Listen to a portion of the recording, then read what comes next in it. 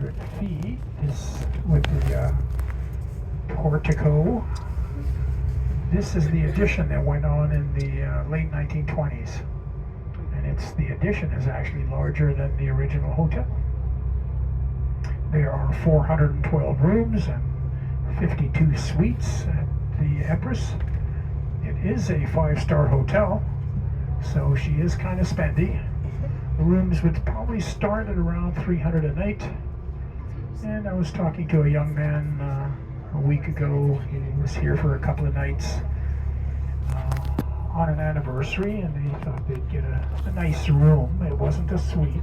The rooms were $800 a night. So, yeah, they have a tradition at the Empress here. Every day in the restaurant, it's called the Empress High Tea. And I think people do it just to say they've done it. And so in the afternoon, I think it runs till about 3 p.m.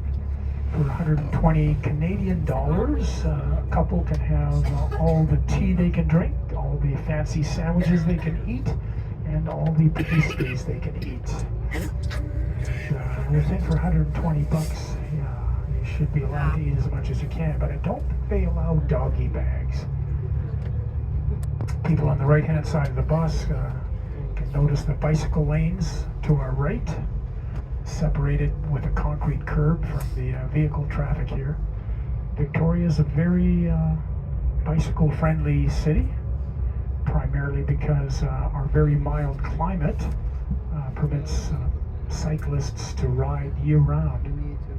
We do get a little bit of snow in January and February, but it doesn't last long because the Pacific Ocean is only 50 miles to the west, so the Pacific usually sends in a nice wet storm to wash away the snow quite quickly.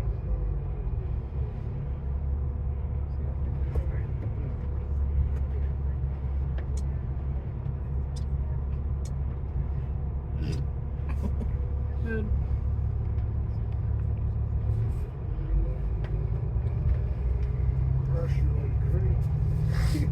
The building that's coming up on our left here, the old brick building, 1 story with a glass roof.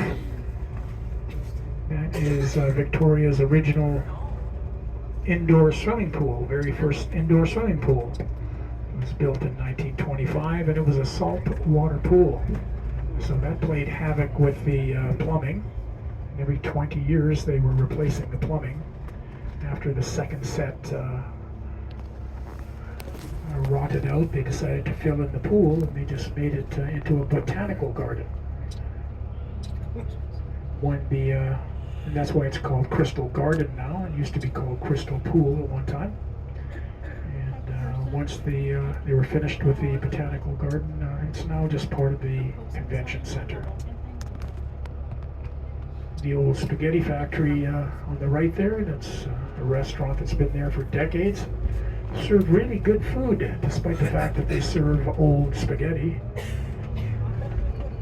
And the building on our left here, lit up in red, that is our Royal British Columbia Museum. It's actually quite a nice museum. It houses our IMAX theater in there. And I just learned a few weeks ago from Wikipedia that IMAX was invented by 3 Canadian engineers in the province of Ontario in 1967. And their first commission was in 1968 in Tokyo, Japan. So the very first IMAX screen went into Japan. Now this beautiful building on your left, many of you have wondered about what that is. That is our legislature building. Victoria is the capital of British Columbia. So that's our seat of government there. And if everybody looks at the right at the top of the largest dome, see that gold statue right at the top that's all lit up? That is a statue of Justin Bieber. Okay, it's not Justin Bieber. It's Captain George Vancouver, an English or British sailor, naval officer that sailed through here in the late 1700s. And Vancouver, Washington and Vancouver, British Columbia are named after Captain George. Fascinating thing is the Empress Hotel, built in the chateau style,